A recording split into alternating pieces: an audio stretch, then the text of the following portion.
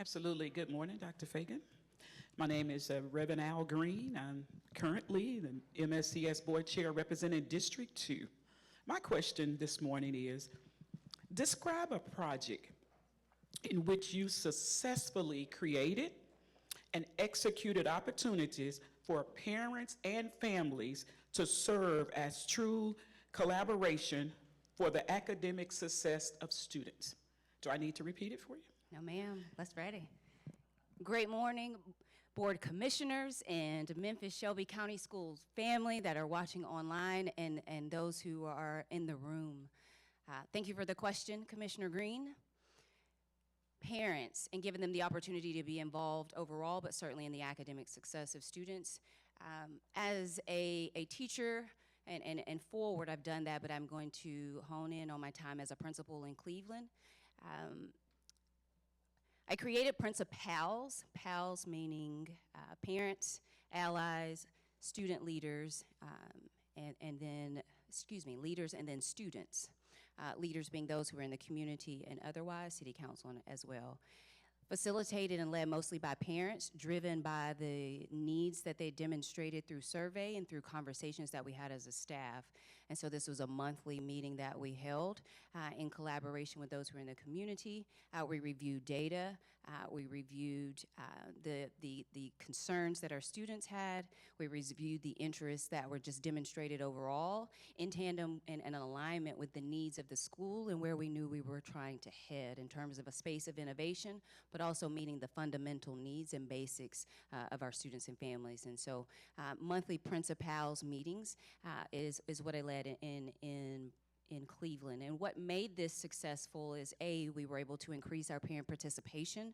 Parents were able to, in turn, become trainers, if you will, for other parents, provide that level of education and information that is necessary to speak in layman's terms, to make sense of the things that we often talk about in using the educational jargon. That's sometimes confusing for us, and so parents were able to do that. They were able to collaborate and form cohorts, and so parent-teacher conferences became more comfortable. Sometimes you don't know how to advocate for and what to ask a teacher or a principal or whatever it is that you're needing to better serve your student. We also were able to collaborate and come up with scripts, and so they could just read sometimes to make it clear and plain until they became more comfortable with the process. In terms of specific academics, we were able to expand our programs for robotics as a result of these meetings. We were able to increase our scores at every grade level, that's standardized assessments, certainly our GPAs as well, our College Board benchmarks. All of this came as a result of our meetings from parents and families being more informed and being able to contribute to the courses that we're offering our students to create this type of success that we know they desire to experience. I think also what made this successful is that it was just a conversation. It wasn't very formal and tight and contentious. I wanted to create a space where people just feel like they could ask what they wanted to ask and receive the responses in real time where possible, and then certainly understood that a turnaround time would be something that's practical. We were also able to strengthen our relationships in terms of our feedback and communication, so parents understood that they would be the first call, and the first call would come from a teacher if things were taking place. And so as we expanded our pathways and our courses that we offered our students, of course, you can imagine the performance increased, but our attendance increased, our chronic absenteeism decreased, our level of engagement increased as a result of being able to expand academics, but overall thinking about what that means and starts with, and it's rooted in relationships.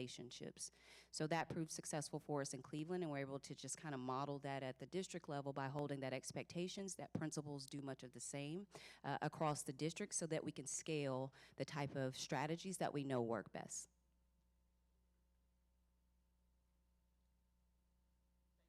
Yes, ma'am. Good morning.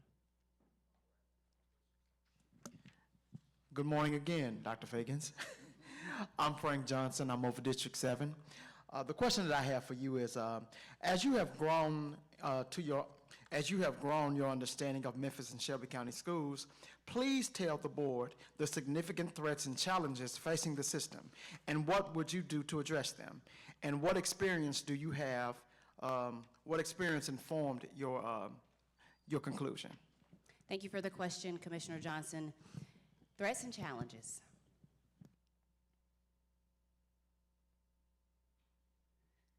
So we can name, because we all have named literacy as the foundational issue to just about every other challenge that we are experiencing as it concerns performance. So literacy, school vouchers, obviously this new school grade accountability, funding and the lack thereof, or underfunding and under-resourcing our schools. I think for sure teacher shortages and the number of vacancies that we have. I'm thinking about a capital facilities plan in terms of infrastructure and how that impacts student performance as well, and safety. We have an overall safety challenge as it concerns the level of crime in the city, and how we counteract that. And so those are a few areas, if you will, that I would name that serve to compete against the goals that we have as a district and moving the vision of the board forward.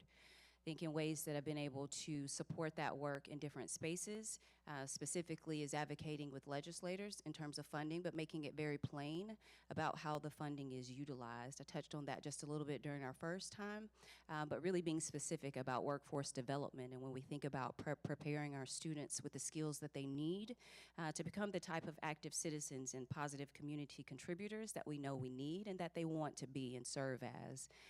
And so the advocacy for sure is one way.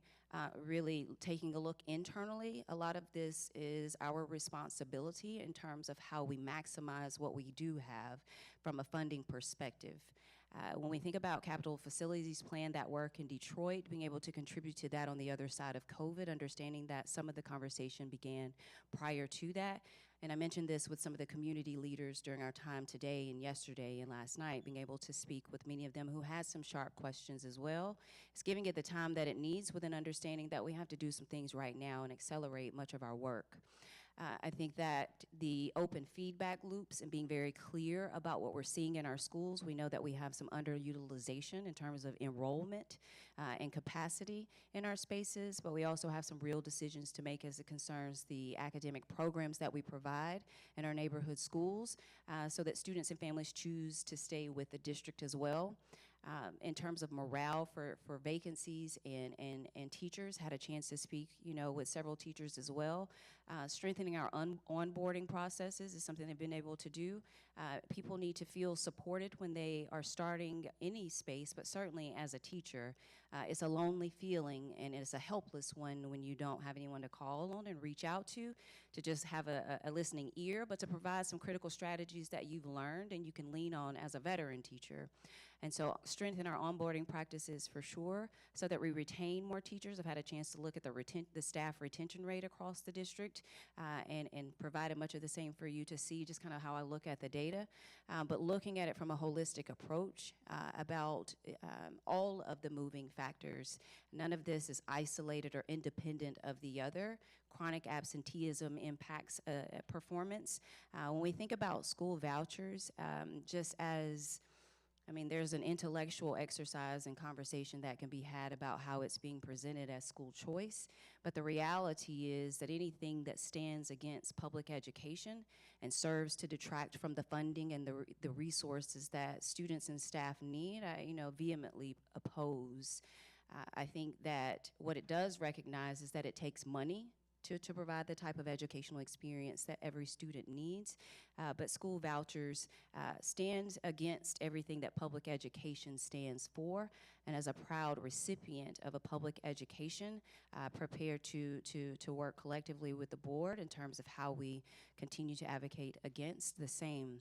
That also indicates that we have a lot of work to do internally, though. We do owe it to our students and families to strengthen and elevate the level of excellence that we provide in our spaces academically, but relationally.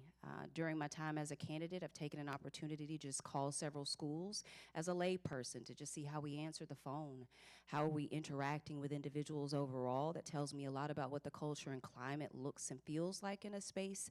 And so I could imagine how we might be treating each other, and especially our students and families. And so it's really thinking about relationships, how we strengthen that, how we have the right people in the right spaces in our community, in our schools, not just me being the right leader, but having the right leaders in general. And so thinking about all of that in a district capacity, advocacy work with legislators, certainly strengthening our onboarding practices, implementing a leadership program so our new teachers and leaders feel supported along the way, then asking them on the other side of their 3 to 5 years to kind of serve in the same capacity as a coach, as a mentor, giving individuals a way forward in terms of career advancement. Once you enter and get your 1 to 3 or 1 to 5, what does advancement look like you, and what could support and resources look like as well? So being able to lead that work, overseeing leadership development, has also been a part of my effectiveness or success also. I think the other thing that I mentioned was safety, and so working, closely with safety and security, oversight of the district's police department, and had an opportunity to speak a lot about that today with some community leaders. I mentioned in my first interview that we are facing community issues, and so that requires community solutions. That means it will take out all of us, coming together, having some sharp and clear conversations about what increased visibility looks like, about what open communication and feedback looks like. It's just riding by on your way to work and just sharing what you see as a parent, as a member of a community. There are many ways for us to strategize and protect and do a better job about protecting our city, but owning what we know it could, should, and very well will look like when we all decide to come together. And so making sure we have enough personnel. I know that the governor's requirement is a SRO in every building, but ensuring that we have the staff that we need, and we're really getting into the nuances and understanding what makes students, families, and staff feel unsafe in a building. But moreover, when it concerns safety for students, it's about attendance. One, we have an attendance challenge, and so it's about getting students in schools. It is having the expectation, setting it firmly, that every student be involved in at least one activity on their campus, and that's where we begin there. So rather lengthy response, but I hope that answers your question. Thank you so much.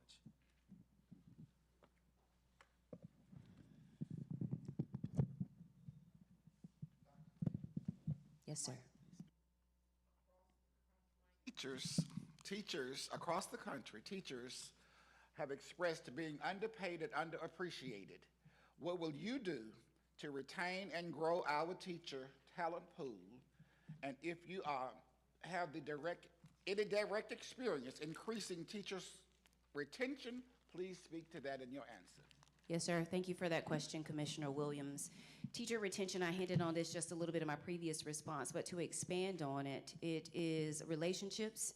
I'm a teacher first and forever, and so it's about honoring the value that comes along with the magic that is happening in our classroom and what it takes to provide the same at a high level consistently for students. It's impossible to pay teachers what they're worth, but we all agree that we need to be paying more. In terms of advocating for increased salaries, I did that as a teacher, entering the field making just a little bit to nothing. And so I've done that throughout the course of my time. I think in this capacity, though, it's looking at how we're utilizing and expending our funds here, thinking about ways that we can move some of our top-heavy resources closer to the schools, and that frees up some of our general funds and monies, and thinking about that. It's working with the associations, education associations, and thinking about flexible ways in terms of benefits. People want to see money directly in their pocket, so those are salary-oriented ways that we could think about that.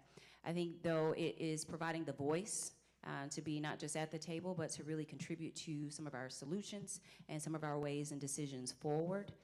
It is being visible, not just career fairs, but recruitment is year-round. And so it is certainly sending teachers out, principals as well. Some of the things we've been able to do is send them out to their respective universities. They are the faces of our district, and certainly they understand their alma maters, and we've been able to bring some people back that way. But overall, it's really about the narrative that exists about the district. If people don't like where they are, then other people probably won't like to be where we are, and so we have to strengthen the narrative about the space that we serve in, and that's telling our story first, and telling it accurately and telling it more often. We're doing more good in the district than the negative things that stand to be out in the forefront and kind of take over the narrative and shape itself. And so we have to do a better job about telling our own story. The smaller things that don't seem significant, but also the larger things that we know people are generally aware of and are interested in. I think it is also being clear in when we're listening and demonstrating action on the other side of us, what's being requested. Had an opportunity to hear from several new teachers, and so I hinted on that just a little bit in my previous response about the lack of support as they've entered the space. And so they are on Indeed, and they are looking at Uber, and they are looking at other places and spaces because of a lack of support. So providing that coach and mentor as soon as they enter. I also mentioned to them, and I placed that on my 100-day plan as superintendent, is just meeting in the first 90 days to think about what and hear about how the experience is in those first 90 days is critical. And that allows us to sharpen our onboarding process and to be more proactive rather than reactive in how we welcome people to our space, and that serves to increase retention as well. So I think I hit on retention, morale, and also recruitment strategies. Thank you. Yes, sir. It looks like, do you have a follow-up? Yep. Stephanie Love, District 3. I have a follow-up question. Teachers do exactly what they are told, regardless if the program is working or not. How will you combat that? Fair question. Thank you, Commissioner Love. You are correct. Teachers do, for the most part, exactly what they are told. So when you have a script, you tend to follow it. I am a proponent of the flexibility and autonomy that allows for creativity to show up where it needs to show up being provided. Now that comes with a high level of accountability, but people are okay with being responsible for the things that they can directly contribute to and own. And so whether that's curriculum and instruction, or if it's about, taking more of a leadership ownership in the building, whatever that is, it's setting the expectation from the principals, which comes through me, through us as a collective leadership. I think that when you tell people what to do, you get robots. And when you empower them, then you get the type of creative leaders that we need in our spaces. And that's how we get the results that we're ultimately seeking. Folks went to school to do this work, and so I consider them the professional experts in their areas, and I lean on our teachers. Still now, I go sit with them. I sit in the classrooms. They're in our meetings. They're collective meetings, and so there's no separation between me as a district administrator, if you will, and those who are delivering the direct instructional service and what you hear me reference as making the magic happen in the classroom. And so I need to see some organized chaos is how we kind of think about it. That looks a little disorderly, but I know that something great has taken place in there. But more importantly, what we don't mention enough in the field is joy. And teachers have been zapped of the joy that comes along with why they entered the field to do the work that they do.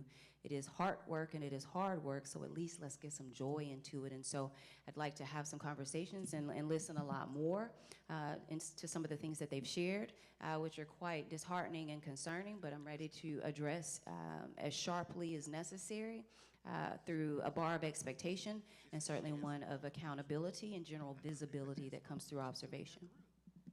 Yes, ma'am. I want to just ask a quick follow-up to that question. Often, the principals hear one thing in principals' meetings. The teachers hear another thing in teacher meetings.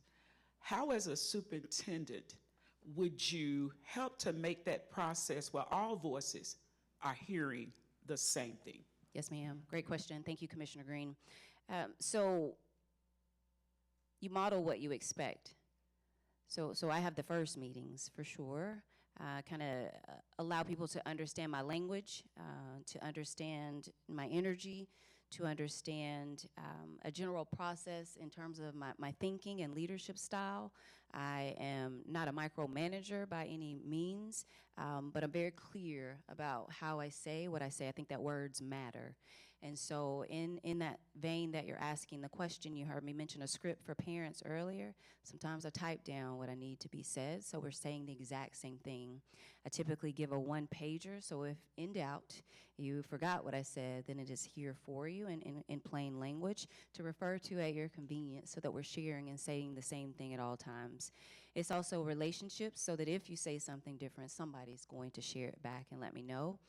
And then if that continues to happen too consistently, I understand that you're not really ready to be a part of the team as it needs to exist the way that it needs to do the work. The work is too heavy to really repeat a lot of the things that should come with an executive leader for sure.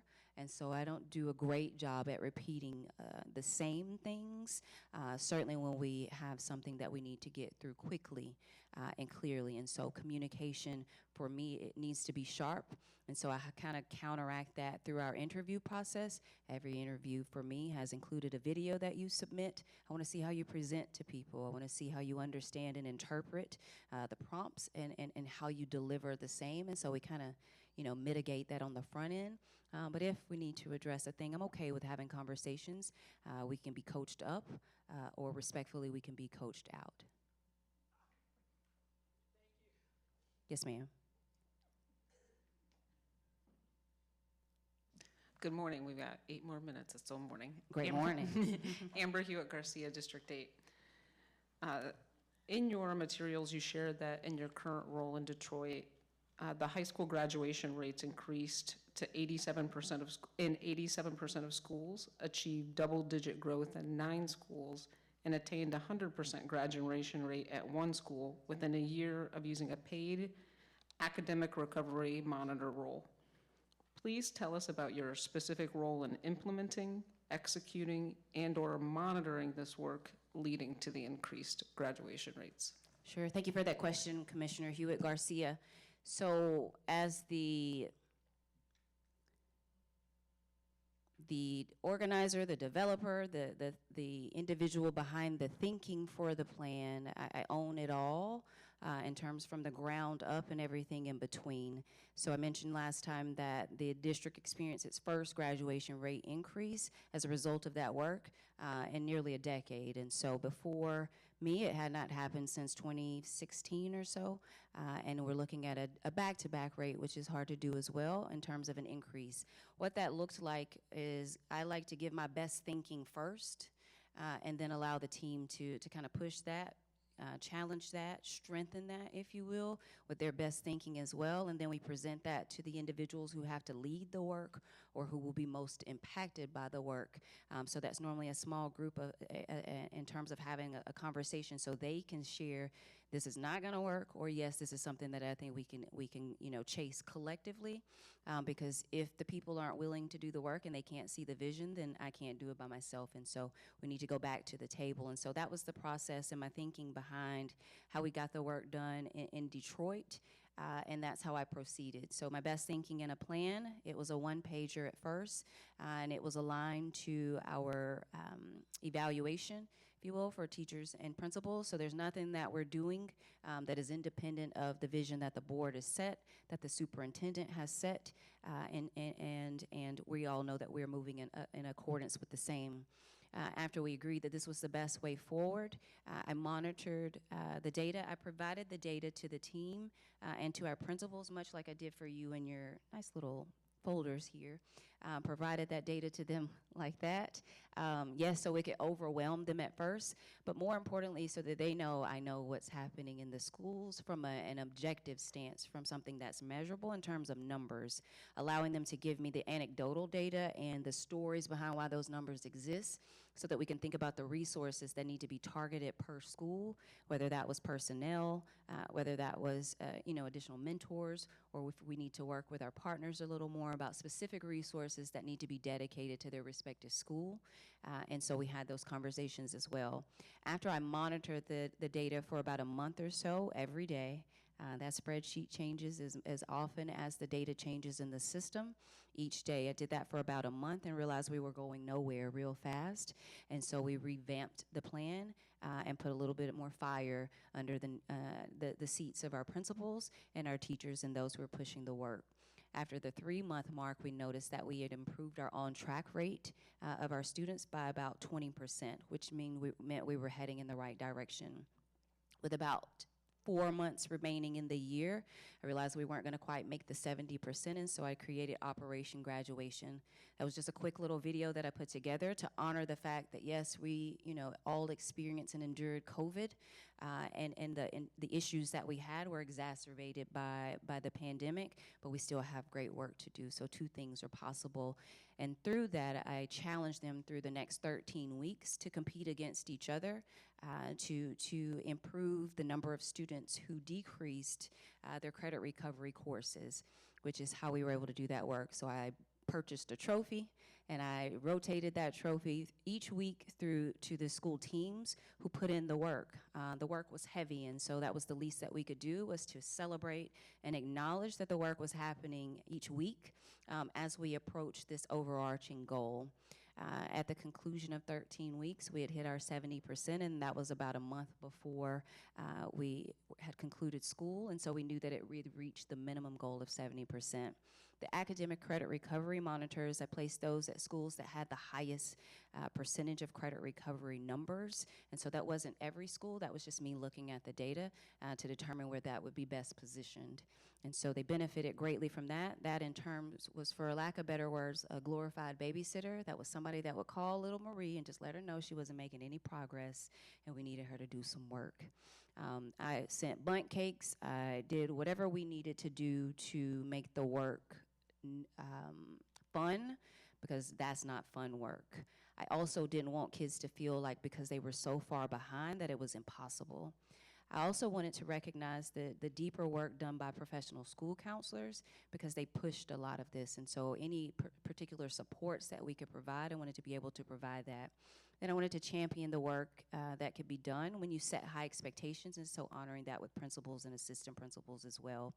And so we had weekly meetings in spaces that had those high numbers, and so I met with everybody: attendance agents, professional school counselors, nurses, whoever's in the building, safety and security, who had some input and had some interactions with students about how we continue to see the progress. So we repeated much of the same with fewer resources this past year, our second year, and we were able to at least increase that by what we anticipate to at least be about 1.1, 1.2% before the final numbers are in over the next few weeks. And so that's a snapshot of that deep work, and it also included transcript audits. So I went to every high school, sat with counselors, and reviewed every single transcript for grades 10 through 12. As we think about on the forefront for grades 9, we have to strengthen in our classrooms the instruction there, and that's how we mitigate the number of students who are off track, by getting it better and sharper on the front end. So we attacked it from both ends. I'm just curious, out of all the strategies that improve the graduation rates, what do you think contributed most? What I didn't mention during that was created Twilight Academy, Saturday labs, and we had a little morning session, and we also had some lunch and works as well. If I had to choose one strategy, it was the Operation Graduation, because they wanted the trophy. And that's serious. The kids wanted the trophy, the principals wanted the trophy. Folks like to be celebrated, and I like to celebrate them. That was some heavy work. Of course, they appreciated the bundt cakes. Folks like to eat, but it was the trophy. It was taking the picture with the trophy. It was seeing your school name and your principal's name in my weekly newsletter. I'm a big proponent of shouting folks out and giving applause. And if I had to add one more, I concluded Operation Graduation with a student-teacher basketball game in which the superintendent played. I can hoop. I played ball in high school, point guard, but the superintendent played in this game, and it was hosted by the school who demonstrated the most progress overall. And so if I had to choose a strategy, it would be the trophy, because they knew that would lead to potentially hosting that student basketball game, which the adults enjoyed more than the kids. So, Thank you. yes, ma'am. Hi, Dr. Feagins. I'm Michelle McKissick, representing District 1 on the board. And I've got a two-part question. First of all, I'd like for you to speak to this wonderful Big Blue book that you Yes, ma'am. brought in, and what's supposed to be, what did you learn? There's a lot of data in here you looked over.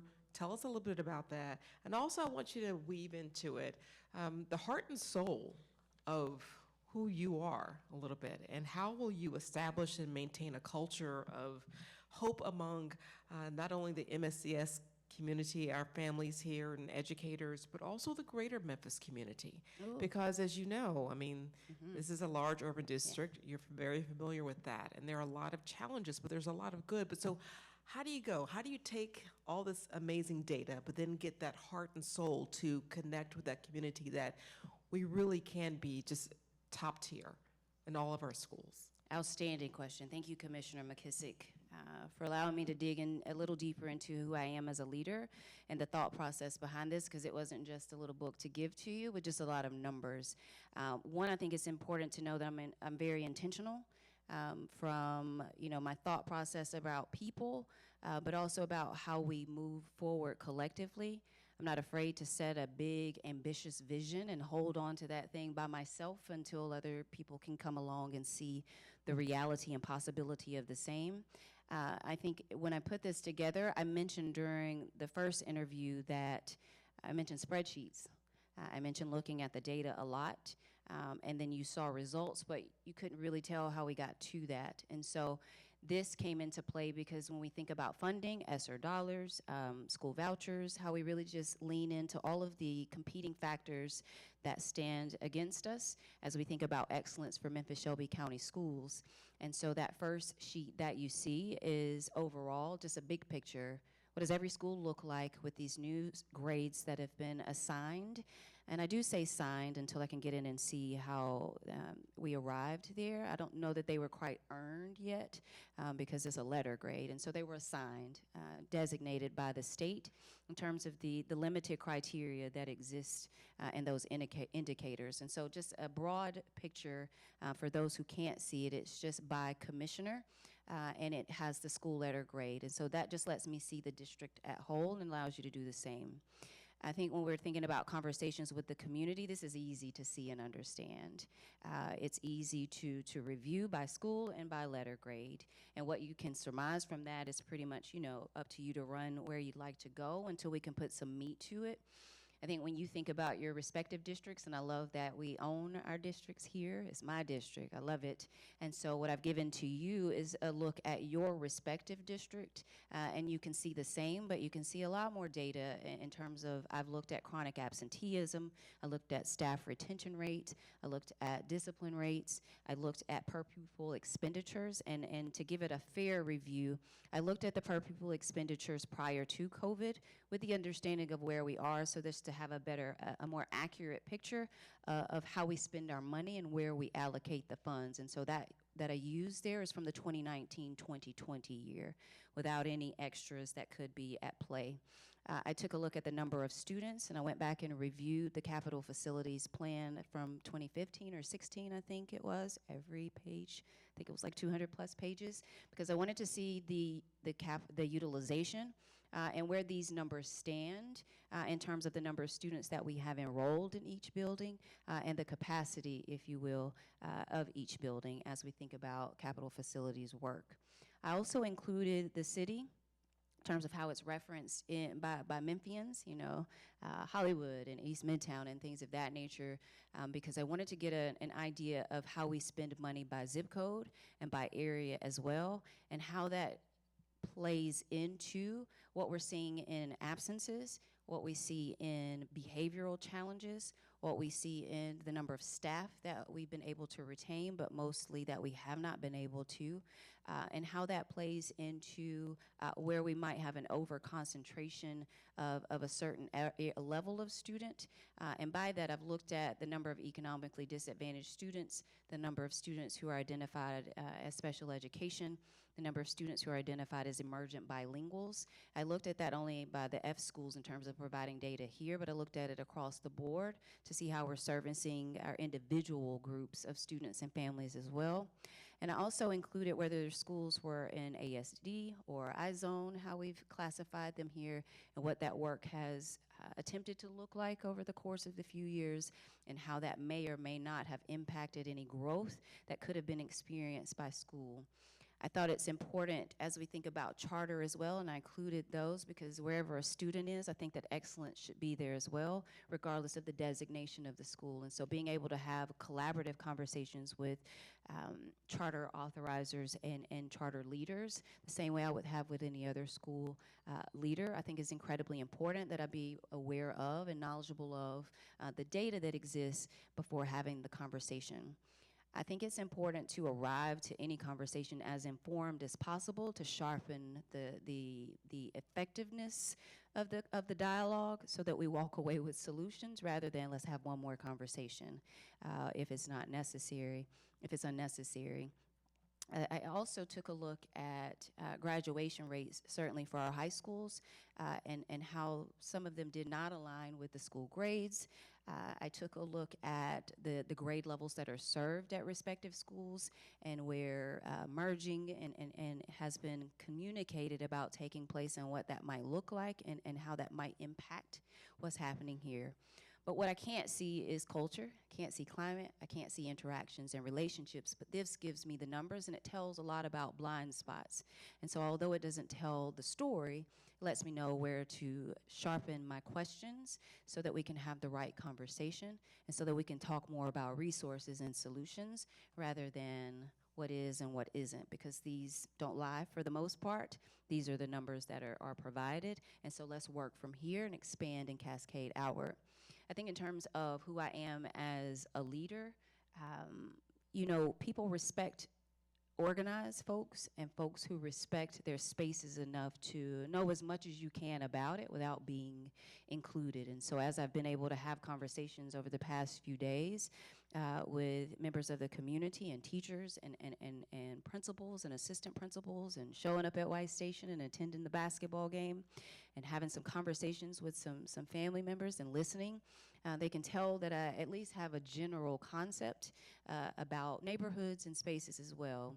The final thing that, you know, came of this for me is about safety and crime and security, and what are you going to do about that is kind of how I was thinking about it. The city designated, I think, about 8 or 9 zip codes to be like the most dangerous or most violent in the city.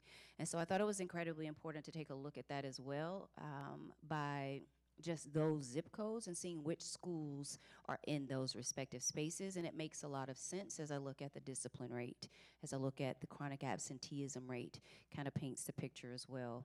And then the final part that I provided for you is the PPE and the chronic absenteeism and the student-teacher ratio.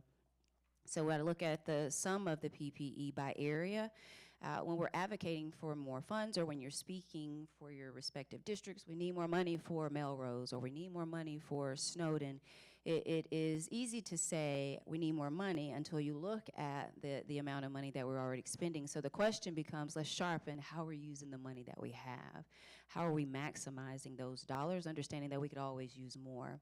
And then by area, I just took a look at where we're using and expending the bulk of our funds in the South Memphis area, which is where about 70% of our families and students live. And so if it's not money, then what is it, right? And so that's, I think, a snapshot of kind of how I thought about putting this together so that you know, how I look at the data, but more importantly, providing this to you, providing this to community members. This is how I reviewed it as a principal with my principals meetings. So, you know, it didn't look just like this because this is overwhelming, but so our families could feel informed. I need them to see the same red F that I saw in Cleveland so they understand that there's absolutely no way that I trust and believe that our students are F performers. And so if we can think about the work in terms of how we're showing up or not, and we can have some more substantive conversations about solutions and a way forward.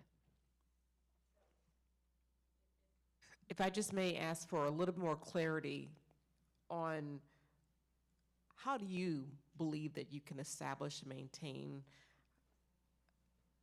among the broader Memphis community that sense of hope, that hope for something better? We've got all the data, but how do we move forward? What are your thoughts on that? Because generally when you look at this, each time I've ever showed a student or a parent or even teachers, that's not us. That's not who we are. And I believe and trust that. You can't pay me enough to believe that our students aren't geniuses, that it already resides within them, that our families and our community members and everybody who wants to see the district thrive doesn't believe the same. And so there's a disconnect, in understanding and what goes into all of the decisions and the outcomes as we're seeing them. There's a disconnect there. There are some schools that had never seen, the budget before, and so there's a lot of just disconnect that comes through information. It's all about being the energy that I expect as well, and so I can control, how I show up to a space. I can control my energy.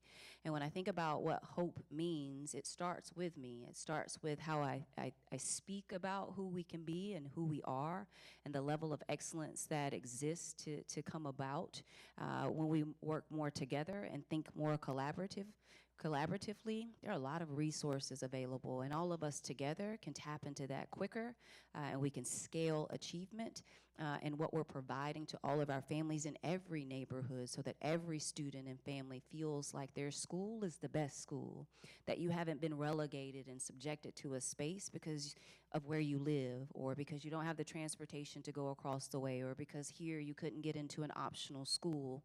Sometimes we serve as the barriers to the level of work and excellence that we're seeking. And so I think in terms of hope, it's listening first. And I think that folks honor that, but it's also demonstrating that we're ready and need to move into action. And I think Commissioner Love said that in the State of the District address, something similar to that last year about, it's enough time for talking, we have to take some action. And so when folks see you moving, you get some quick wins the way that we were able to do in Detroit. You can imagine the looks that I got when I said we can hit 70%, and we were sitting at 63.5 and had steadily declined the previous years. And so holding the vision I'm prepared to do, I don't expect people to get on and see it immediately because it's a lot. And when you've seen a lot of the same things for a long time, you got to just wait until you can see something different to believe it. But if we're very clear about how you can get involved and contribute to this type of success and excellence that we all want, then I think that provides a better way forward. And then when you see the results, you start to ask the questions, where can you have me more of? Like, where can I go be more of a contributor? How can I help? The questions or the complaints turn into questions that you receive via email or when you're out in the grocery store. Folks say that they can see some improvement and they want to see more of the same. So hope is held by all of us, but I honor that starts with me, and sometimes I have to hold on to the vision longer than and until others can come along and see the same. Yes, ma'am.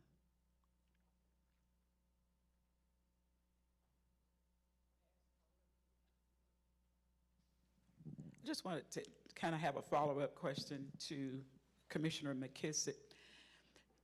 The 901 is dynamic and interesting at the same time. You come in with a new leader with new vision. How do you get the community to get on board and to buy in to this process of a new leader, new vision? Here we go, 901. How would you get more buy-in and ownership from the community? Yes. Thank you for that question, Commissioner Green. And several people asked that last night. How do you come in and make some change, but also don't come in changing anything? It was the delicate balance, right? Like, don't make it feel like change is what it's really all about, because too much change is just too much. And how do we know that where you're trying to take us is where we need to go? And so it is a delicate balance that I honor. And I honor that in every space that I've been. I've always been external, wherever I've been, because I didn't stay home and go to my local school district. And so I've figured out how to do that, with the grace that it takes, with the conversations that it takes, with the establishment of the relationships that it takes, with the time that it takes. And so you'll hear me say often, it takes what it takes, whatever that might be. It is listening to you. You can point me in the sharpest direction to people, who need to be spoken with first, because everybody has somebody that they follow and that they listen to. And so that is part of it. The other part is not coming in trying to change a lot of things at once. We have to do more of the basics better. we begin to do the basics better, then people can see that A, I'm a leader of my word, that it wasn't a lot of talk during the process to become a superintendent, that when I said that I'm a visible individual, you can share that yourself without me sharing it, because you can say you saw me in your building, or you saw me at the activity happening in the community, whatever that looks like. It also, in addition to that, is being nimble about requesting feedback real time. So if that's virtual sessions, it's keeping the comments open, and no matter how sharp they might be, and so I can see the feedback coming through in real time, and being able to be responsive immediately. It is not promising things that I don't know that we'll be able to do, but it's also acknowledging that we are always open to and ready to listen and hear. I typically don't use the word change, or just say improvement, or you hear me use the word elevating a lot, because the word change itself is just scary. And so I want people to get to know me first, and so that you know that the heart of the decisions are good, they're pure, the intent is right, but you also know that I honor that the impact is what is felt most, and it's what matters most, no matter how good and pure the intention was. And that's where the leadership begins, because that's what matters to people. And so it is having the right leaders surrounding me. I want the sharpest people around me, who are smarter than me, who are better than me in areas, who will challenge me, who will make sure that we show up as the best district, because that's what I fundamentally believe. Community members will share that I have shared I'm a winner. It's in my DNA, and so I expect that everything and everybody connected to me can also win and experience the same. And so that looks like whatever it looks like in terms of process, in terms of finding the right leaders that need to be here, who want to be here. I can't make Memphis anything other than whatever it is, because I believe that it's a beautiful place already.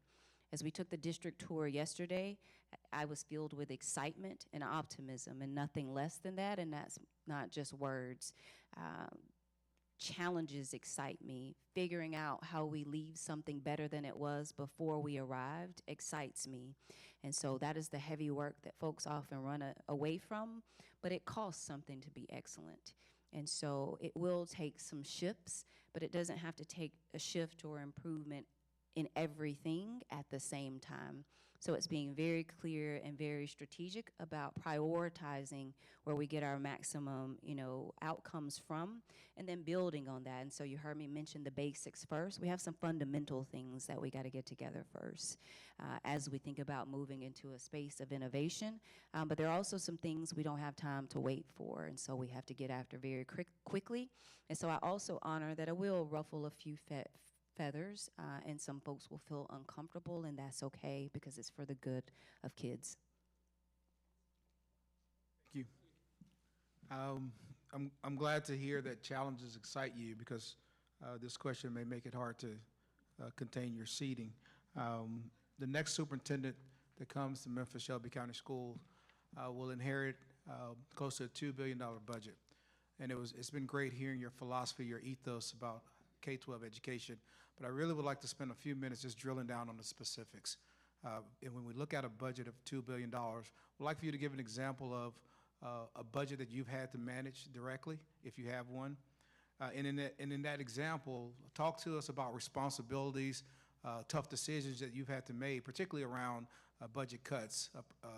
A healthy percentage of our budget will be facing the Ezra cliff, as you mentioned earlier in your conversation, which could lead to potentially staff reduction.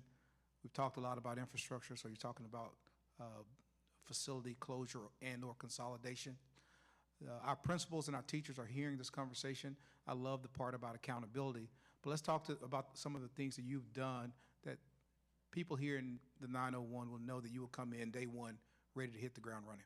Thank you for that sharp question, Commissioner Woods, for sure. So when we mentioned the work about graduation rate and sustaining that, I lost people along the way. The budget decreased significantly. Many of those programs couldn't exist the way that they exist. We lost the academic credit recovery position. And so to do the same work the same way without many of the resources that we had to get it done. And so a budget that was already small became much smaller. And so I lost individuals at the district level for sure. The entire team has shifted. And so we also lost many individuals and personnel in the building. And those were some tough decisions that had to be made in order to sustain the district financially, and also with consideration of our capital facilities plan as well, which includes $700 million of immediate infrastructure work of a 20-year plan that is about $2.1 billion. When we think about the work here and what that consists of, I think after the conversations and the communication, the reality is that we have to make decisions. I think how we arrive at that is what would allow people to be on board with the decisions that we make. So that's after careful study, which I understand and acknowledge that has started now. That's in great consultation with those who have the expertise in the area.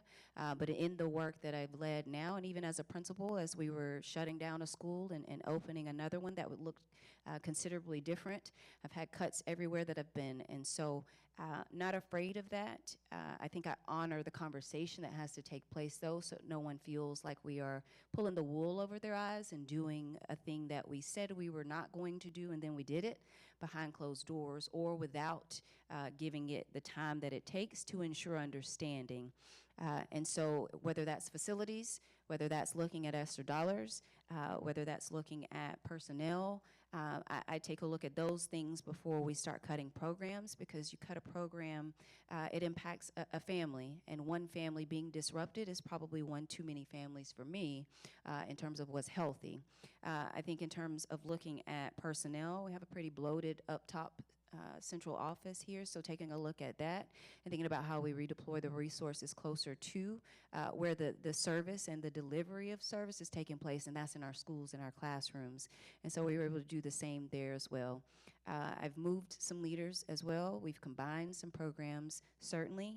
We've removed some of our, greater resources, and the work still has to take place the same way. And so when I say we were able to get it done back to back, I probably should have added that we were able to get it done without the same resources, and they were incredibly limited. What that looks like for teachers, though, and what we honored during the process and acknowledge or tried to, is that it's going to intensify the work that is being done. So we're replacing the same expectation to do the work without the resources that we're able to provide. That's getting into public-private partnerships, and you heard me mention during my first interview, I don't mind professionally begging.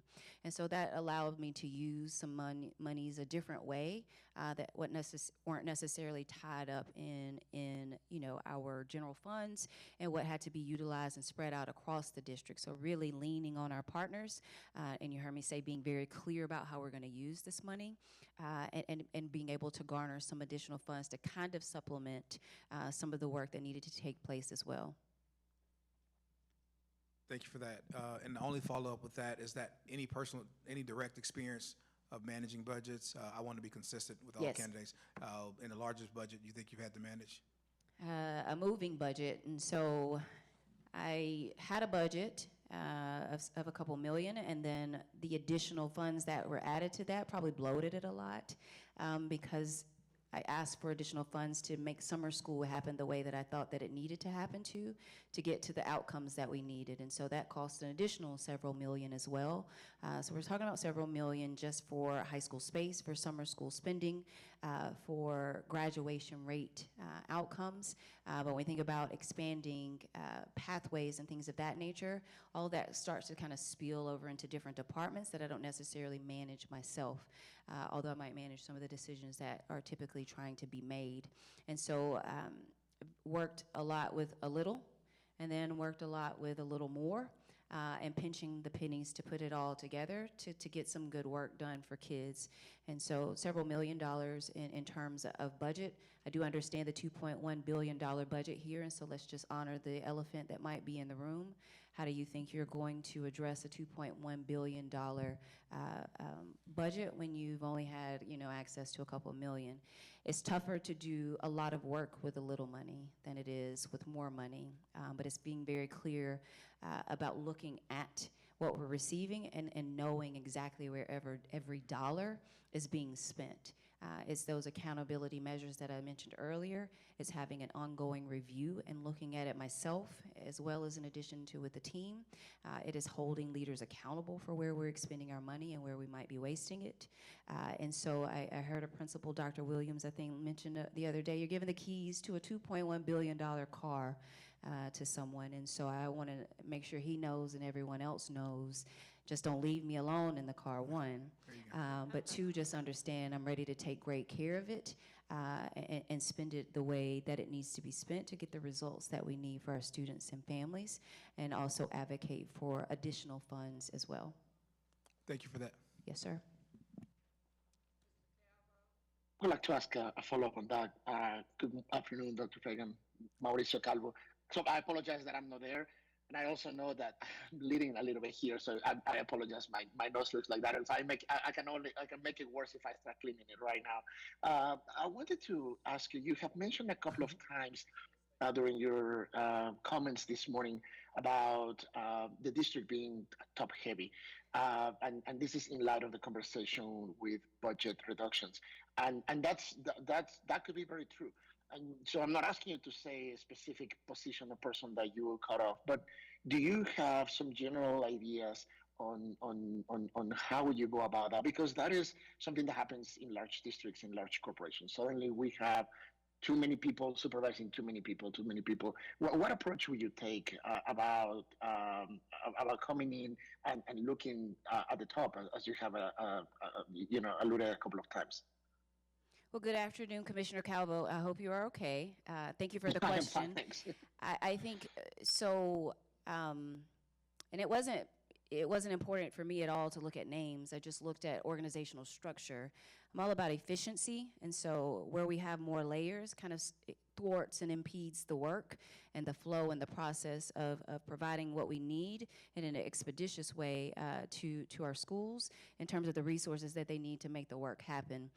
I'm not leading a school, and so it's not a lot that needs to just be centered around me. The work is happening in our spaces, and so I've just looked at it in a way of thinking about how we redeploy some more of the work or resources or personnel closer to our schools, and how we might better organize that so that schools are receiving, if it's just responses to their concerns, or if it's specific resources that they need, that they receive them faster, and so that we can be about the work of providing the level of excellence that every space should have. And so that's how I've looked at it overall. I've certainly looked at just the number, kind of where those numbers are seated in terms of department. It takes a lot to operate an organization of this size, and so it's not just about slicing and slashing. It's just about making sure that we have the people where we need them so that the work moves the way that it needs. I've listened to a lot of staff here and just asked some sharper questions of them, and I'm thankful that they were honest in their responses and about just, the number of people that they have to go through to get some things that they need. And I think about how that impacts what we need in our schools, or the response time that we have to our families who need what we are offering and what they're seeking. I think about how that might frustrate you as board members and what you might be asking for and what you may have received or not received, or the time that it took to receive it. And so when I think about organizational structure, it's across the board, irrespective of respective names and personnel or titles. I didn't look at it like that. I just looked at it from a space from each capacity. If I were a teacher, do I know who to call if I need this? Do I know who to email if I need this? If I'm a parent, do I know who to reach out for this? If I'm a principal, and then how many different people do I need to reach out to before I can get what it is that I need? So that's how I have looked at it and thought about it. But as a sharper response to your question, I'm pretty firm that some shifts have to take place in order to make the work move the way that we need it to move. As a 21st century organization who is proactive more so than reactive, and that will help us do the basics better, but also move us and accelerate our work into a more innovative space, which is where we should be, to ensure that we provide our students with what they need to go out into the world and respectfully rock it out. Thank you. Yes, sir.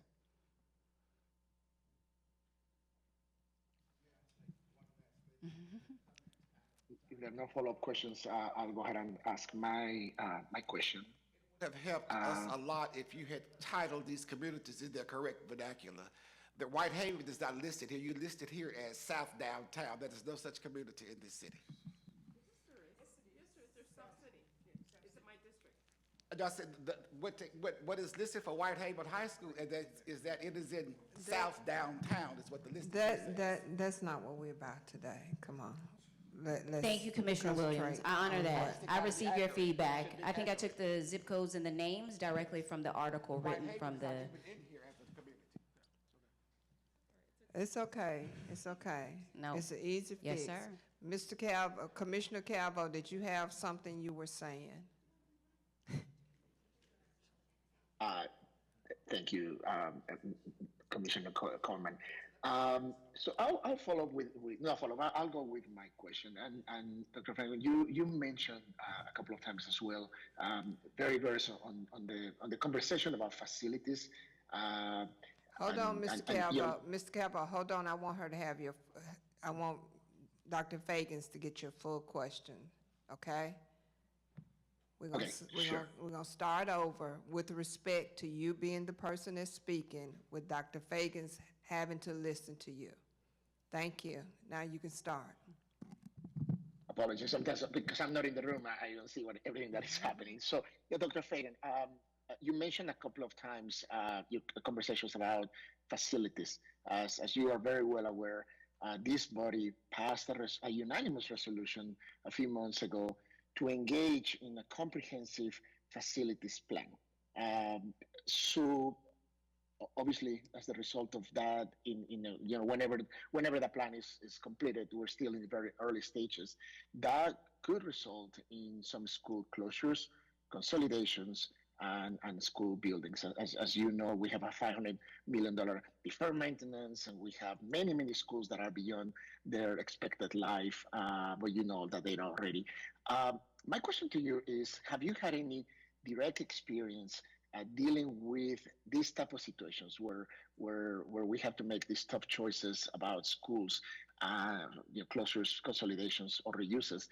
And if you haven't, which is fine, could you tell us your philosophy or how you approached that very challenge? Sure. Thank you for that follow-up question, Commissioner Calvo. So in Detroit, we are on the other side of our facilities master plan. And so that 20-year plan that we were able to design at about $2.1 billion includes $700 million of immediate work. That includes some renovations, includes some additional programs and mergers, if you will. It included a few school closures and some new buildings. And so it kind of runs the gamut of the question that you're asking. I think facilitating those questions or those conversations with the communities that are directly impacted is where the work, concentrated in terms of arriving at a decision after looking at the data, after close study, and having multiple conversations with the individuals that, needed to be involved in those conversations before making the recommendation, the superintendent making the recommendation to the board of what those final decisions should or very well could be. I think it is looking at the numbers for sure. The data kind of tells some stories, but it's a delicate balance. It is honoring, the traditions that come along with the spaces. It's honoring the nostalgia for alumni, and when we're disrupting a community or a neighborhood like that, it is quite tough to combat and combat for or come back from. And so only closing a school when absolutely necessary, when there's absolutely nothing else that can be done, is kind of the thinking that we utilized in Detroit, but heavily relying on the reality of what the numbers say in terms of utilization and current enrollment, projected enrollment, looking at what's called a cohort survival rate in terms of when students and families begin with us in pre-K or kindergarten and how long they stay with us over the course of years, looking at census data and birth rates, and so really looking at all of the information that we can look at before making a decision, and also looking at the type of programming that is involved and included in these respective schools and whether we would be able to replace it, how much does it cost to move the equipment as it in opposition to or in comparison to keeping the school open. Being clear with the community about operational costs. It costs the same money to open every school, whether you have, 75 people in there or if you have, 1,075 people in there. And so just being clear about that and just really having the conversations the way they need to be had and honoring the sharper questions from community members and families who will be greatly impacted so they have a clear understanding. And then certainly the transitional processes so that people feel comfortable about what could be on the other side of potential repurposing or closures, whatever that might look like. So they understand there is a clear plan and we're not just leaving them to figure out things on their own, but a clear way forward in terms of transition, being able to provide that as well. We also, where we may have decided to close one school after having several community members, we've pulled back that decision. And so it's also being nimble and flexible in that regard, that where we may arrive at a decision, we could also shift in terms of the direction forward and pivot respectively. And so it is a collaborative study and being really informed about what we're making a decision about, because this impacts not just for the next few years, but this impacts, neighborhoods for generations to come. Thank you. Thank you. Dr. Feagins, what do you see as the superintendent's responsibility to the board, and how will you carry out these responsibilities? Yes, ma'am. Thank you for that question, Commissioner Coleman. The responsibility of the superintendent in serving is I serve at the pleasure and the privilege of the 9 leaders who carry the vision for the same. And so it is serving as a chief advisor in terms of when you're thinking about decisions. It is making sure that you are informed as quickly, as clearly, and consistently as possible. It's being proactive in that communication and being able to anticipate based on the needs of your respective districts and also how that impacts and influences the decisions that we make as a district overall. So it's being really clear in communication as well and providing that in the way that you need individually, but also overall. It is making sure that if you ask a question as Commissioner Coleman, it's making sure that the other 8 understand that the question that was presented and here's the response collectively, so that you all are always informed and have the same information. The responsibility as well in this capacity is to be the chief instructional leader, to make sure that the business at hand is taking place in our schools the way that it needs to take place. And so it's being the model of what I expect and what we expect and must have as a district for the city and certainly for the communities individually. It is being a chief relations leader, and so that's engaging with the community consistently and ongoing in different formats that meets the needs and desires of the least of us.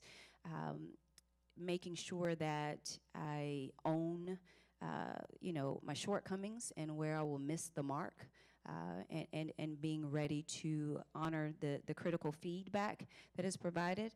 I'm appreciative of Commissioner Williams honoring that a mistake was observed and acknowledging that in the presence, that those types of interactions I embrace. I own that as a leader, and I think in modeling that you get the same. And so it is also making sure that it is just that we have a good relationship just in general. I have a good sense of humor, just like I know that you all do as well. But I'm also ready to have sharp conversations as well and be about the business that we need to take care of for kids and families. It is making sure that I make decisions as if lives are on the line, because they are. And so being responsive to, ready to go to work with, and being nimble and flexible to what it is that you're asking. It's being transparent if we're unable to meet the ask.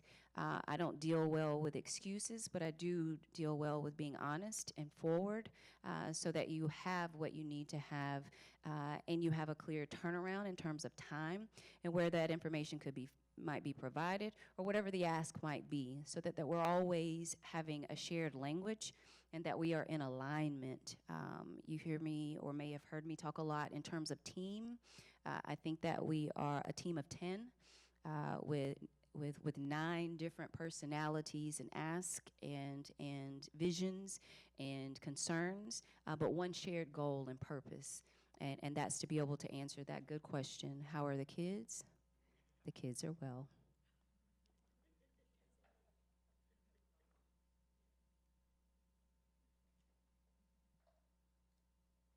Hadn't heard that one in a while. How are the children? They are well. Yes, ma'am. And so when board members are not well, Yes, ma'am. and you're the superintendent, Come on with I'm it. just making it up, hypothetical situation.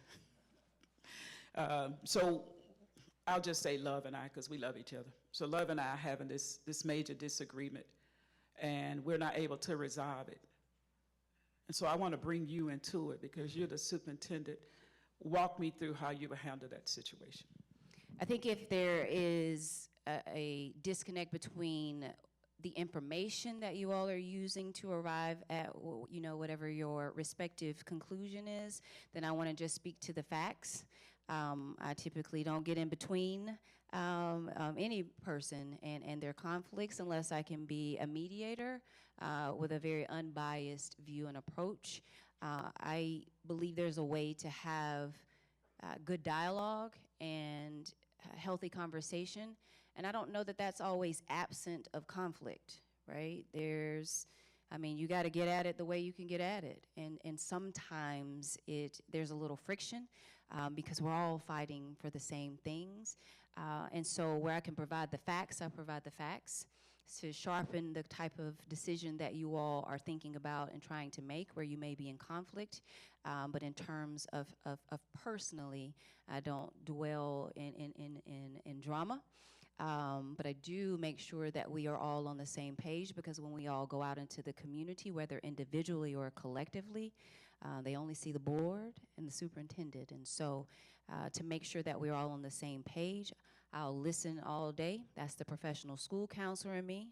I know how to listen there.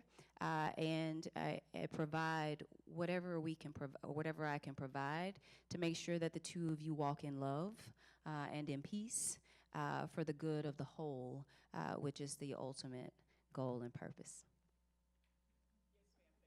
Yes, ma'am.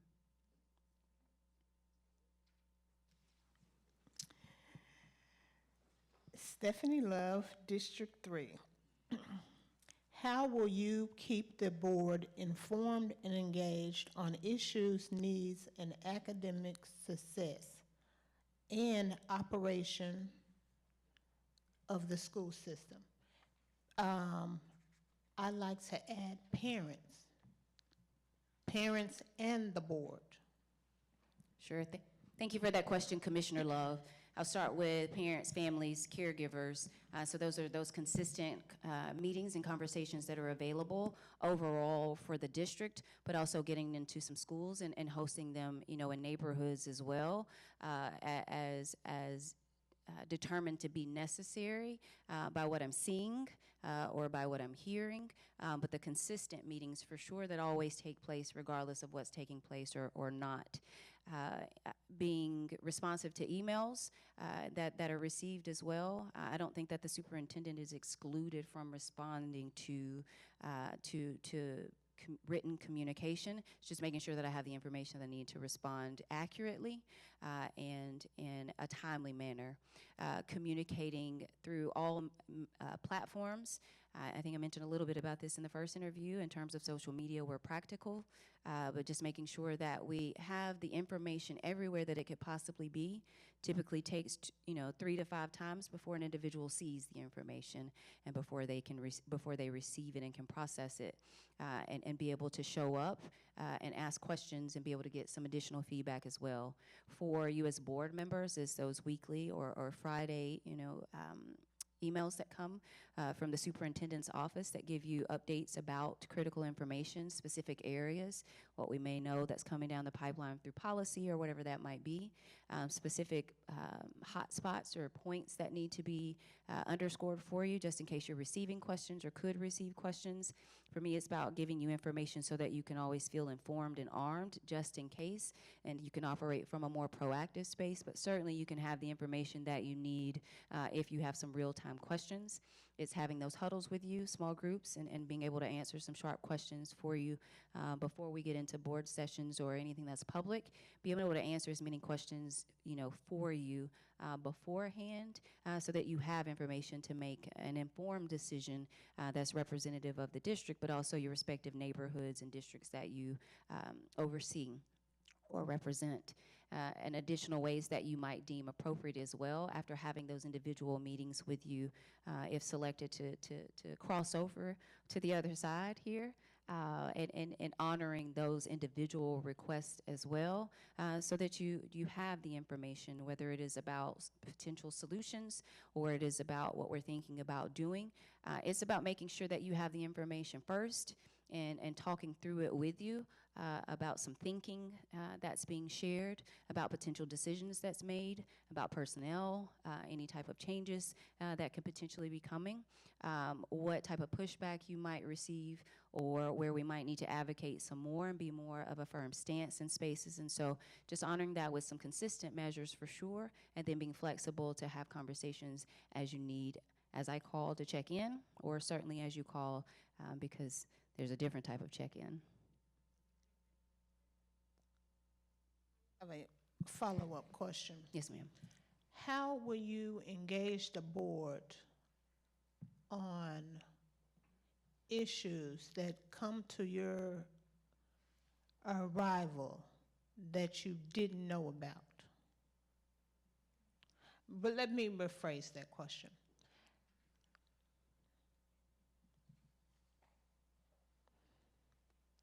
How will you inform the board about issues that you didn't know about in the beginning?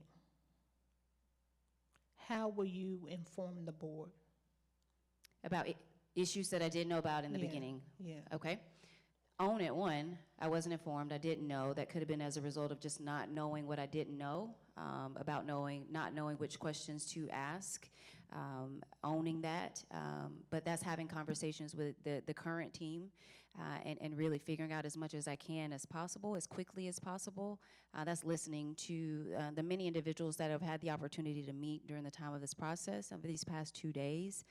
But if I didn't know about it, I'm going to own that first, that I did not know, but I would not arrive to you not having more information about what I did not know initially. So it's owning, the initial not being informed, but it's not showing up to you still not being informed. Yes, ma'am. Thank you, Dr. Feagin. I wanted to make sure I ask another question in case I didn't say doctor last time I introduced myself. Kevin Woods, District 4. I think according to our co-chairs, we have at least a half an hour left, and we'll just ask questions as board members see fit, Okay. as opposed to structured format and follow-ups. You indicated earlier that you own your shortcomings, and I appreciated that comment. I think every leader will arrive day one with a subset of things that they know they're great at, and what we also hope is a leader arrive owning the things that are weaknesses. My question to you is, how would you build out or recruit and or retain a team that's committed to delivering day one to the goals that you aspire, that you've spoken about over the last hour plus? Thank you for that question, Commissioner Woods.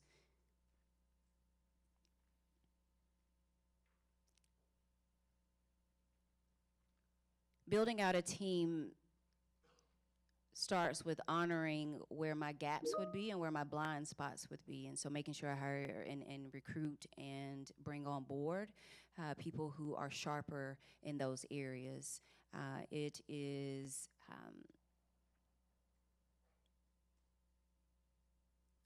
looking within.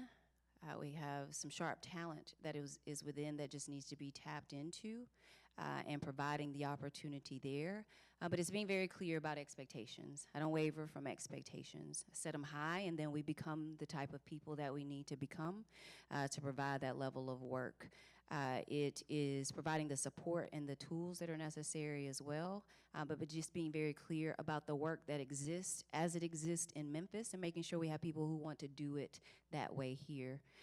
It is important to get it right the first time, so that we are not circling in and out leaders, because people need stability. I need stability, you need stability, but most importantly, our students and families and our teachers and school leaders need stability. There are people who want to be here in Memphis. They've indicated that pretty clearly in terms of the attention they've given to the process.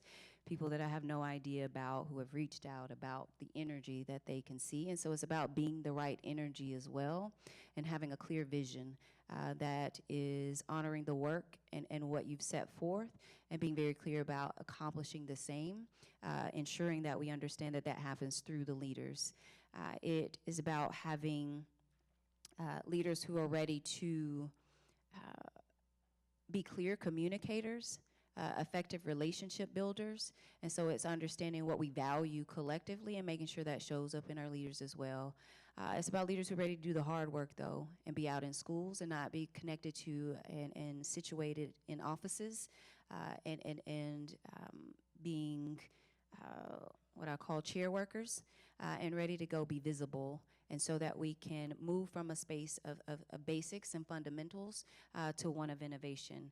And so I have a clear understanding of sharp leadership skills, of high emotional intelligence, and how that shows up in leadership capacity, and how we can bridge and put together a team of people who can work collaboratively, while understanding that we all have some different thoughts and values and processes, but we have one shared purpose and goal, and we're ready to get after that here. Yes, sir.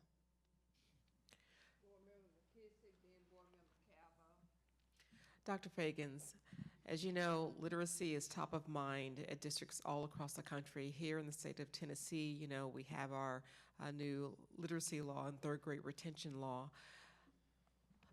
Can you speak to how you would address that? I mean, whether it's parents or, you know, educators, how would you go about addressing our literacy challenges here, and any from your past experiences in your current district, your previous districts, and your professional background of methodology or strategies to help us improve our literacy? Thank you for that question, Commissioner McKissick. So I've had this conversation multiple times over the past few days with community leaders who ask some sharp questions, justifiably so. We have a real issue with about 88% of our students, you know, not meeting proficiency in ELA, and another about 78, I think, or the numbers might be a little off, in math, but they all go together as we understand literacy to be the foundation. I'm not certain that it's about doing more as it is about doing what we're doing and doing it better. Doing it consistently, doing it with the fidelity that it takes to see the outcomes.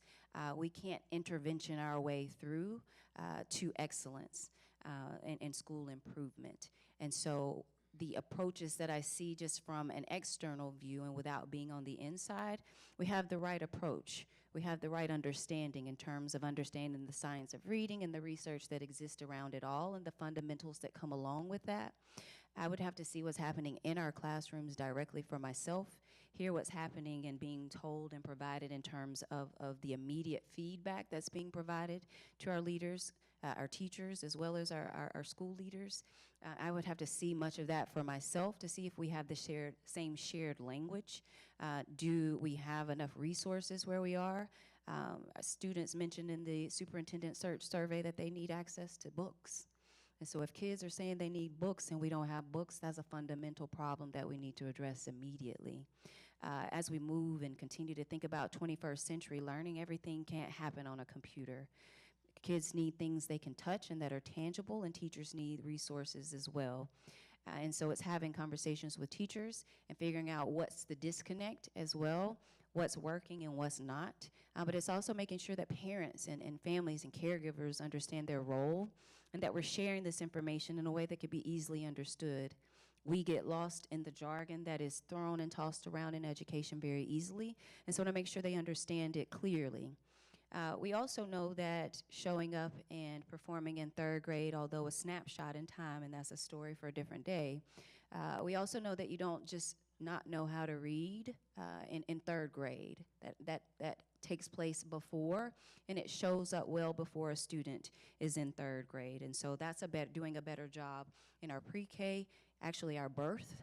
As soon as we know about expectant families. And so that comes with partnerships and those who are doing that work now and figuring out how we scale the resources that they're able to provide. And so we're able to provide the transitional services that are necessary as well in terms of what we know about developmental stages and what takes place at different age groups and moving along the trajectory and the continuum of a whole childhood, if you will, process.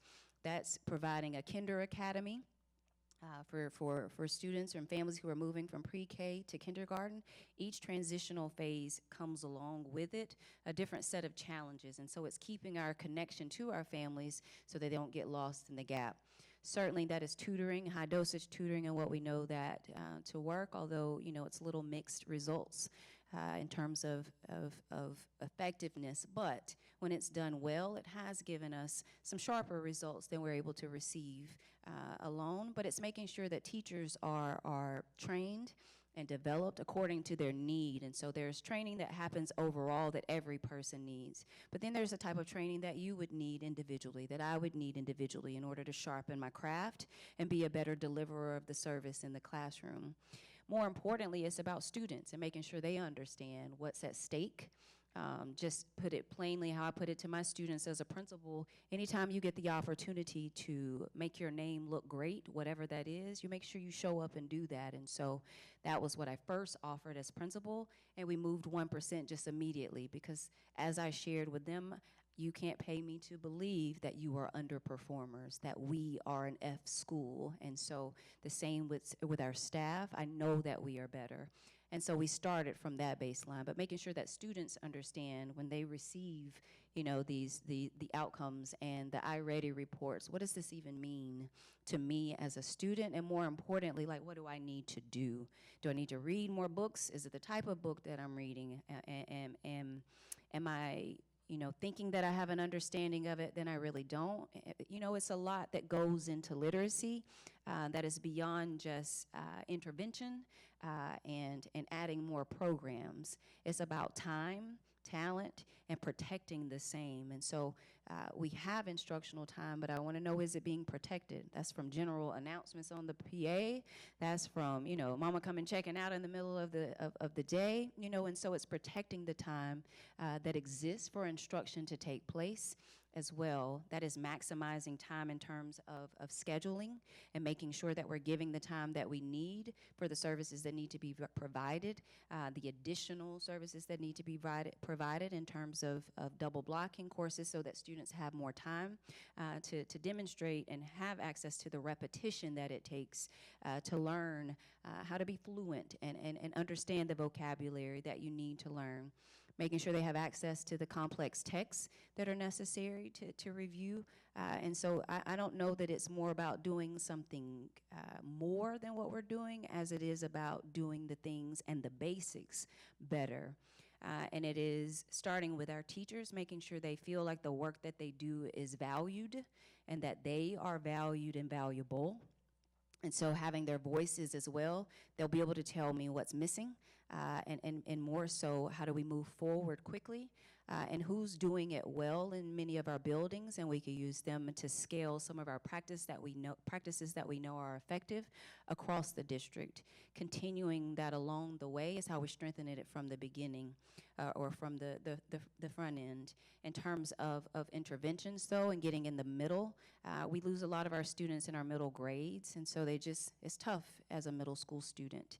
And as a middle school teacher starting out, I understand that as well. And so figuring out what type of courses need to be offered. Literacy is not just saying go read. It is giving you opportunities to have the experiences that are hands-on, giving you the opportunity to have to present on what you've researched. That's how you sharpen the skills. You sharpen the use of vocabulary and fluency, and understanding that is necessary to raise, yes, our literacy rates, but to prepare our students to move and transition to high school and beyond.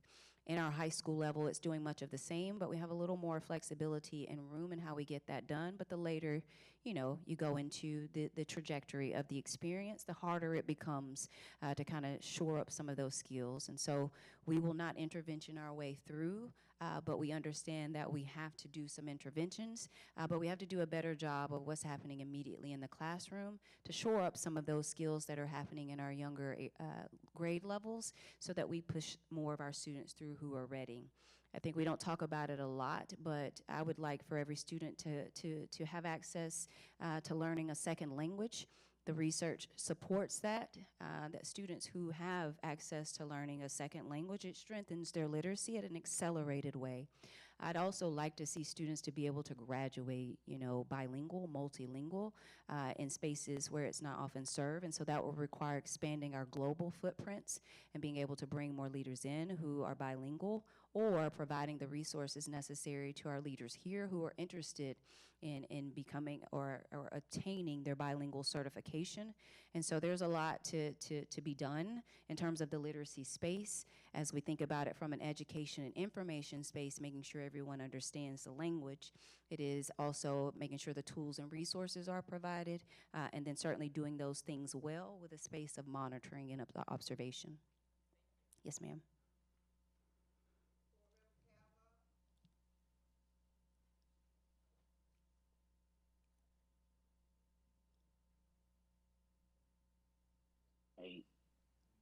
I have a question. I don't know if it's my turn yet or not.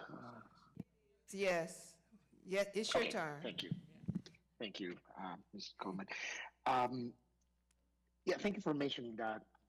Somebody who's bilingual, obviously, I can relate and appreciate that. So my question is about the diversity and not in the cliche form of just diversity, equity, and inclusion, but really, can you talk a little bit about some of the specific things that you have done in your career and some of the things that you would like to do as the next superintendent, about how kids feel welcome regardless of their language or lack of proficiency in English? As you know, the kids obviously at this age are very conscious and very critical, right? So we are an increasingly diverse student body, but even within the populations that we serve, there are people with many different religions, many different countries. I remember that you did a video in Spanish, for example, but I'm curious to see exactly what would you do to do. On the one end, we want to prevent bullying, but on the other end, we want students to succeed, not despite of their diversity, but because of that. What are your thoughts and your specific actions to make these Shelby County schools a much more welcoming place for students? Sure. Thank you for that question, Commissioner Calvo. A student actually asked the same question yesterday, and so what I shared with that particular student is what I'll share with the collective here is it's a combination of things. One, it's acknowledging that we have an opportunity to grow in that regard, and then the other part of that is elevating individuals who are willing to support and contribute to the work of sharing respective experiences. Feeling valued and welcomed is an individual experience, and so it requires just listening to that and what's sharp or contributing to making you not feel valued, not feel welcomed. I mentioned earlier that I just called a few schools just to see how we answered the phone. And so that in itself, kind of lets me know whatever skin I show up in, I'm probably, in for something. And so, I think that representation is not just important, it's required. The best of us is available when all of us can be represented, can be heard, can feel included, and feel valued and valuable. And so that's making you feel necessary. I don't have all of the solutions, and so where the council has proven beneficial to me in establishing that as a professional school counselor, which is where I often felt helpless because I didn't continue along my way in learning a second language, and so I've always felt kind of helpless in that regard, and I don't like to feel helpless. And so I've really leaned on my students. They've worked to be translators for me. They have served, and we have added sign language as a course as a result of. We have certainly established councils as a respective advisory space, but also where possible, they've accompanied me to meetings where allowed. We have had conversations with higher education institutions from a space of preparation as we think about not only just trying to attract more individuals to be interested in the space of education, but those who are attracted to it and ultimately consider it as a field and as an occupation, they can have courses that are included in that so that you can learn how to be more responsive to and prepared to mitigate and prepared to show up as an advocate and an ally as you learn about how to be better at the same. And so just strengthening our preparatory programs and practices as well as we build out a pipeline is important. I think additional ways is through peer counselors. And so just starting those programs along the course of my journey and allowing our students to receive national training so that when they show up, they understand what their particular peers who don't look, think, and speak like them might be experiencing, and they at least understand how to have a seat alongside of them and walk the journey respectively. And so there are a lot of different ways to do it. It is not about just providing one way because it won't work and be effective across the board, but the main way is to name it as an opportunity for growth for us as a district and certainly in individual spaces and community as we consider it in tandem with the history of the city, the history of our country, and the needs that exist for Black children, for sure, for our brown children and Hispanic children and Latino, and we can run the gamut. But if students don't see people who look like them in their respective spaces, that's a challenge, and that's certainly a space that we could tangibly begin in, right? As we work on all of the other things and particular modalities that I've just mentioned. Thank you. Yes, sir.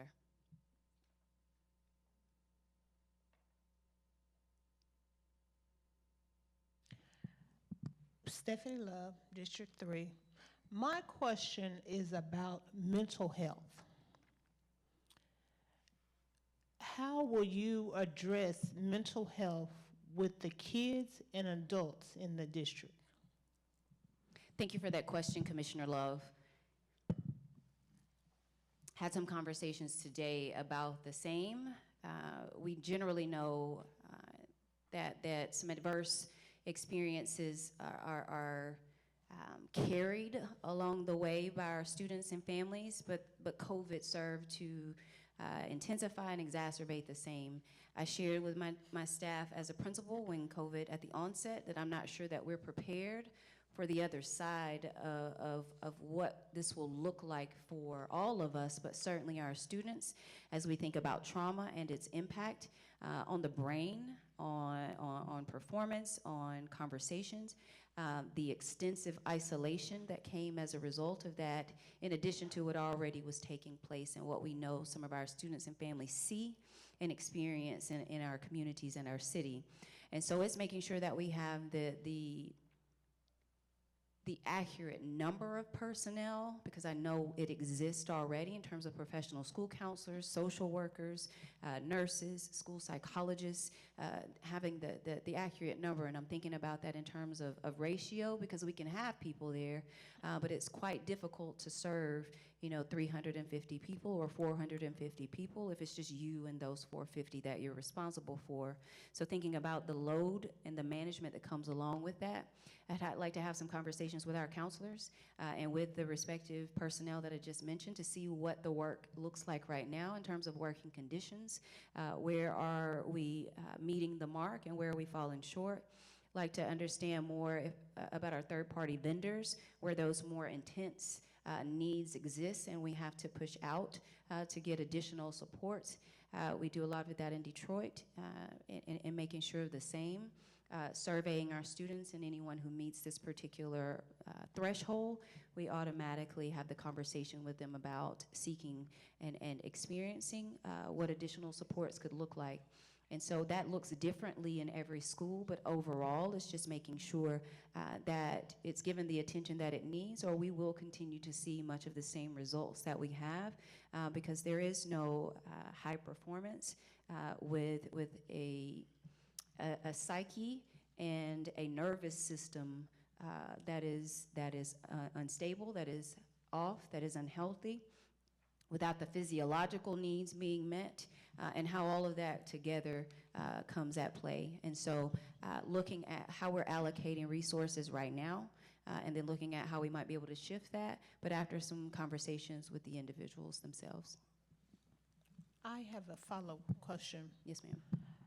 How will you get the teachers to buy into mental health? They are the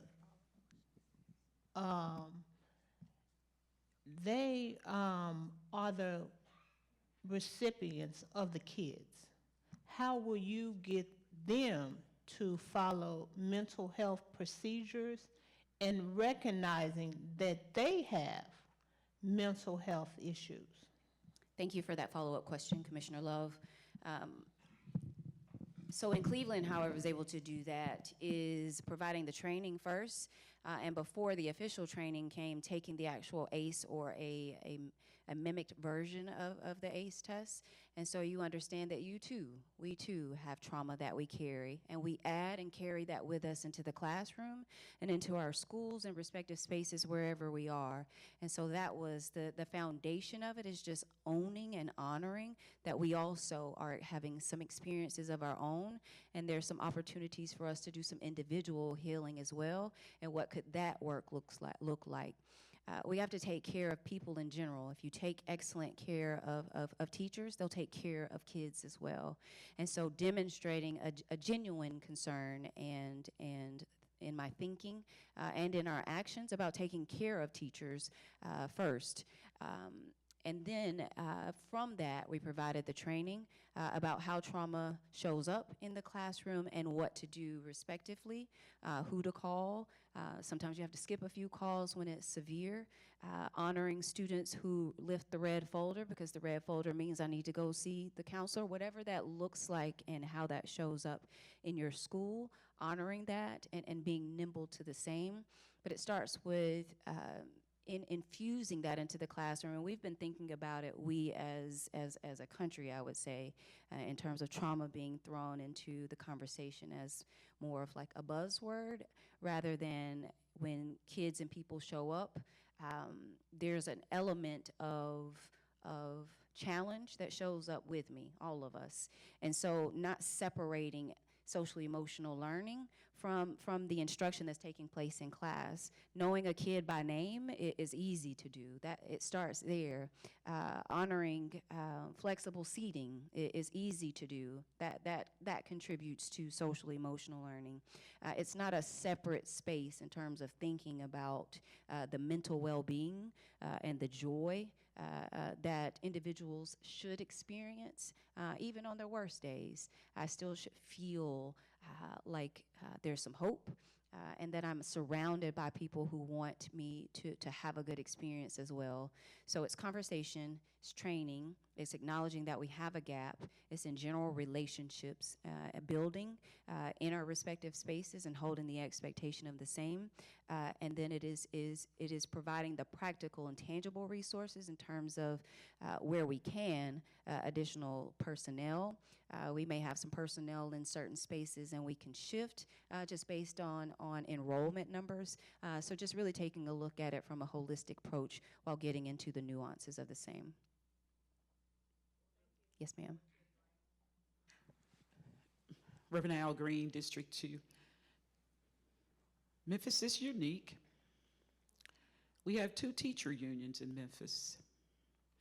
How do you envision yourself as the superintendent and building and working those relationships with those unions? Thank you for that question, Commissioner Green.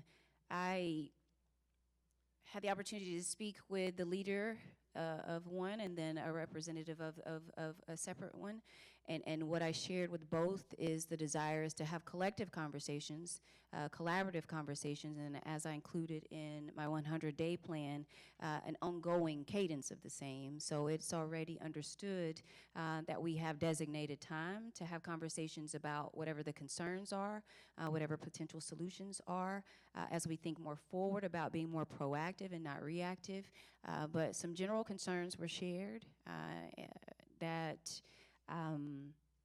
I do have some concerns about. It kind of makes some of the numbers make sense.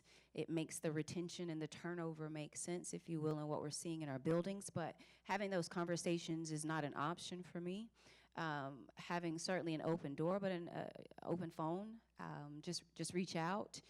Before it becomes a problem, there's always an opportunity for the dialogue. And where we are able to move forward collectively, I'd like for us to be able to do that consistently and honoring what the reality of our challenges are and how that impacts our teachers. And so you heard me say you take excellent care of the people, they will take excellent care of the business. And so without teachers, we don't stand a chance for anything else great taking place. Because they are the connectors to our students and the deliverers of the results that we're seeking. And so conversations, yes, but more so a collaborative stance. I support unions. I think they exist for a reason. I just like for us to do the work in a way that the request and what we're seeking doesn't impede and slow the work and get in the way of what's good for kids. But what's good for kids starts with what's good for teachers. Dr. Feagins, Board Commissioner Woods will ask you the last question, and then you will have chance. Any closing remarks that you want to give once you answer his questions, it's on you. Okay. Thank you so much. Thank you. My question would be pretty clear when you mentioned that you had a goal of every student having a second language or being fluent in multiple language. When Ms. Love asked a question around mental health, I'm curious to know from your experience, what's the right staffing model? Do you have any goals around how many nurses should we have in schools? How many guidance counselors should we have per student, social workers, to really give us an idea of like, what does that look like on the ground? And as you know that our principals and teachers are listening to this conversation, talk to us about your vision around that work as you get ready to close out, but specific around numbers around staffing. Thank you for that clear question, Commissioner Woods. So yes, I've been a part of several models. Many of them worked and several of them did not, as it concerns meeting the needs as they exist. I think what we have done too often as districts is try to just broad brush paint and do the same thing in every space when each space has different needs. There is a national model for ASCA in terms of the Professional School Counselors Association that says that a ratio of 1 to 250 is what is recommended for professional school counselors to students. Sometimes that is incredibly challenging to meet, but if you can get as close to that as possible, then you serve to provide at least a better way forward for counselors to do the work that a way it needs to be done, to be out and be visible, to be responsive to and leading sessions and delivering the way that they need to do that specifically for counselors. In terms of nurses, it's about the needs that exist. I know we have healthcare clinics, but we have some spaces where the needs are a little higher, and that's as simple as students who have medications that they need. They exist in different spaces, and then there are spaces where there are no students who need that, and so that it is really knowing the profile of every school and then understanding the type of resources that we have overall as a district and allocating them accordingly. In terms of staffing model, the current model that we're in just gives you a specific one principal if you have this many, an assistant principal if you have this many students, and that kind of it restricts schools from doing the work that they need to do. And so the conversation is about what do you need, and then looking at it from school up, if that makes sense.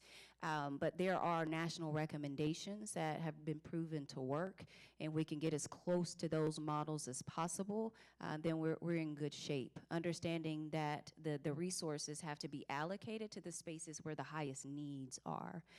And those needs look differently in different areas. And so we can't just do the easy way and just give everybody the same thing and then expect something different. And so it takes the work on the executive team of being nimble enough to know exactly what's happening in each school and what those needs are, and having conversations with teachers and school leaders respectively, and then making the decisions to make the recommendations to you.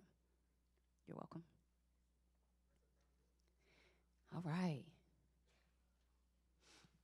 Well, thank you for the opportunity, for sure, to take part in this process, to meet the beautiful individuals of the city of Memphis, to experience and be immersed in the culture itself more of. It's been fun meeting you and seeing, you as people and exploring the same with you. It has been indeed an honor and a privilege to be considered the top 3 for a space who has so much to offer and a lot of opportunity, and is already doing a lot of great things. And so it is not lost upon me what it means to be seated with you in this space and at this time when so much is at stake. And so thank you, and thank you to every person who has reached out, who has showed up over these past 2 days to demonstrate their appetite for something new, for something elevated, for something different, but something that represents the excellence of Memphis, the city, and Memphis-Shelby County Schools, the district, as well. And so I'm appreciative of that. I think overall, as I close out our time, I'll just leave you with this. The future of our country hinges on the success of public education in public schools. The future of our city depends on Memphis-Shelby County Schools having the right leader at the helm. From Orange Mound to Fraser to South Haven and every neighborhood in between, I think we agree we've been nibbling around the edges of excellence for far too long, achieving results that do not reflect the genius of our students, of our staff, and certainly not our community. But every city has a story, and I believe that Memphis means more mentors and partners coming together and bridging our resources to create a dynamic district that works better for everyone. Memphis means providing more options and opportunities to all of our kids from pre-K to high school to explore the world and their personal interests, to become the multilingual and multi-talented leaders who can shine on any stage at any time with anybody. Memphis certainly means more results, and we're not just aiming to achieve state standards, we're raising the bar and providing an unrivaled educational experience that prepares more than 100,000 future leaders to knock down the doors of trade schools and universities, to launch a small business, to serve in the military, to add immediate value to Fortune 100 and 500 corporations, and to be able to travel the world proud to be Memphis made. There's a lot at stake, and we have a little bit of time to do a lot of work and cover a lot of ground. And so Memphis certainly means more engagement and collaboration is required. It will take absolutely all of us working together, doing our part consistently to create a district that all of our students and families deserve. That means a committed and involved community. That means a board who is supportive and forward-thinking. That means a staff full of high-performing game changers who are ready to get after it. And it absolutely demands more of our students ready to show up and shine and be history makers and barrier breakers and legacy leaders who believe in themselves and their collective power to shift the social and economic mobility of all of our neighborhoods. That's the vision, and I'm ready to lead the charge. As a former Campus Teacher of the Year, professional school counselor, assistant principal, principal, and senior district administrator, I've done a lot with little to change the game for thousands of students from Birmingham to Cleveland and Detroit. And I'm excited to write the next chapter of excellence with you as your next superintendent. Memphis-Shelby County Schools family, nobody's coming to save us. We are the leaders that we've been waiting for, and I can't wait to meet you on the other side of this process, to earn your respect and trust, to put the city on our shoulders and be about the business of building a better 901 for our children and our children's children. That's the mission, and I'm ready to go to work because every city has a story, and ours, it means more.